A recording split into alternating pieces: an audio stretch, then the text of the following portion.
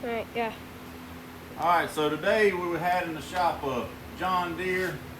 This is a GT 245 with a Kawasaki 20 horsepower V-twin motor.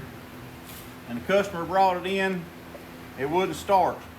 So I pulled the air filter off of it and looked inside, and in the intake it was flooded. Well, I said, well, that's an easy fix. I'll have it to you in a couple hours. I took the carburetor off of it and cleaned it, put it back together, and it was still flooding down here in the bottom when you cut it off. It was flooding gas out. So I pulled the carburetor off again, went through it and looked at it. Couldn't find anything wrong with it. Couldn't find anything that didn't look right.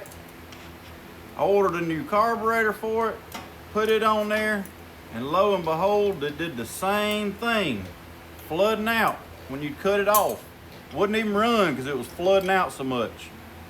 So what we did, after changing out floats and needles and everything else, we put it back on one time and cranked it up and had this vent tube right here unhooked. And this thing would run perfect without the vent hose hooked up onto it.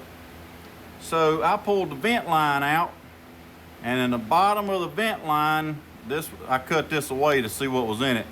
It had a grease built up and cut the airflow off on the vent line. And that made this carburetor to where it wouldn't pump any gas in if there was none in the bowl. And it also would not let any, whenever it was full, it would just continuously flood.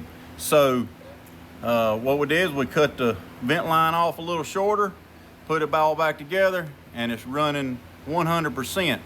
Now, I've never seen this before, and I probably spent, so if anybody else has ever ran into this, let me know.